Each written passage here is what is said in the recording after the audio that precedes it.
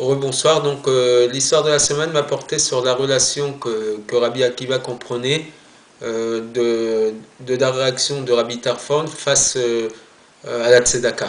Puisque j'explique, c'est très compliqué mon entrée en matière, mais Rabbi Tarfon avait une manière assez spéciale de voir la Tzedaka, puisque c'était une personne qui était très riche et qui malgré tout avait du mal à donner de la Tzedaka, alors que c'était un très grand tzaddik, un très grand maître du Talmud et de la Mishnah, et Rabbi Akiva ne savait pas comment lui faire prendre conscience de la Tzedaka. Et donc un jour, puisqu'il savait que Rabbi Tarfon avait l'habitude d'acquérir des biens, un jour il lui a proposé de lui acheter une ville. Ce qu'on appelait à ce moment-là acheter une ville, c'est acheter tous les commerces, tous les esclaves, tout ce que cette ville avait de commerce.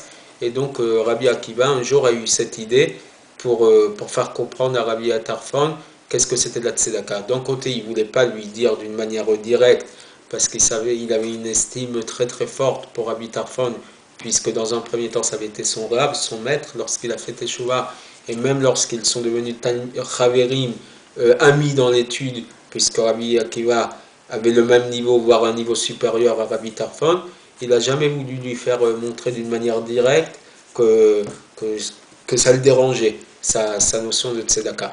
Donc qu'est-ce qu'il a fait? Un jour, il lui a proposé de lui acheter une ville,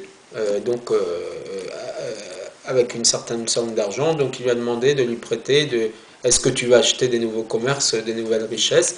Et donc il lui a donné 4000 pièces d'argent pour aller acheter cette ville-là. Quand Rabbi Akiva a reçu cet argent, qu'est-ce qu'il a fait? Dès le départ, il a été dispersé, donner cet argent à des juifs pour qu'ils étudient la Torah. Il a loué les services de rabbins qui vont enseigner à des enfants. Et après ça, il en est revenu vers Rabbi Tarfon. Et quand Rabbi Tarfon lui a demandé des nouvelles, il lui a dit tout s'est très bien passé, je t'ai acheté la ville en question et donc il lui a demandé de voir les résultats, donc comptable de ce qu'il avait fait comme Rabbi Akiva, l'a emmené au Beth Midrash, à la maison d'études. Et là, Rabbi Tarfon s'est étonné. Il lui a dit, mais qu'est-ce qu'on fait ici? Je veux voir comptablement tous les biens que j'ai acquis. Alors Rabbi Akiva, il a appelé des enfants et il a commencé à demander à nos enfants de lui dire ce qu'ils avaient entendu, ce qu'ils avaient étudié.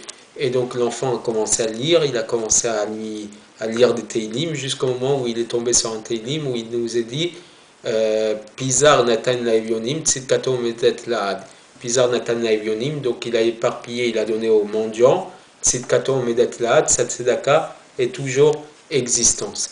Et là, Rabbi Akiva, il dit à Rabbi Tarfon, voilà où a été ton argent. Avec cet argent, j'ai loué les services de Rabbanim, qu'ils ont enseigné la Torah à ses enfants, et il y a plein de juifs qui sont en train d'étudier et de pouvoir vivre grâce à la tzedaka que tu as fait. À ce moment-là, Rabbi Tarfon, il a été abasourdi, et il a appelé Rabbi Akiva, il lui a dit, Rabbi, tu es Aloufi ou Mioudaï, tu es mon rab, mon maître, et celui qui m'a appris une bonne leçon. Tu es mon maître parce que tu as su voir ce qui était important, et la bonne leçon, c'est qu'à partir de ce moment-là, je vais donner encore plus la tzedaka, parce que effectivement, c'était pour moi une erreur jusqu'à présent. Donc de cette histoire, on apprend bien sûr dans la sagesse de Rabbi Akiva, sa chorma, qui pour ne pas blesser Rabbi Tarfon, a fait passer l'idée par un chemin détourné, et en même temps la sagesse de Rabbi Tarfon et sa grande droiture, qui a su reconnaître son erreur, et à partir de là donner la tzedaka. La fête de Pessah, la liberté, ça passe par justement qu'il n'y ait aucun juif qui reste isolé pendant la fête de Pessah, d'où l'idée de notre organisation du Seder communautaire. J'espère qu'il va bien se passer, que toutes les personnes qui ont besoin de notre aide vont pouvoir vivre ce moment de Pessah avec beaucoup de joie et beaucoup de bonheur. Et j'espère véritablement qu'on n'oubliera personne en dehors du chemin, que personne ne sera obligé de passer la fête de Pessah tout seul. Ça serait trop triste, et qu'on aille chercher pendant les 48 heures qui restent des personnes dont on sait qu'ils sont tout seuls, et qu'on puisse tous passer cette fête de Pessah dans le troisième Beth Amikdash reconstruit, Amen. dans une grande joie. Amen. Shavua Tov, Pessah Kasher Besameach, beaucoup de joie à tous. À bientôt.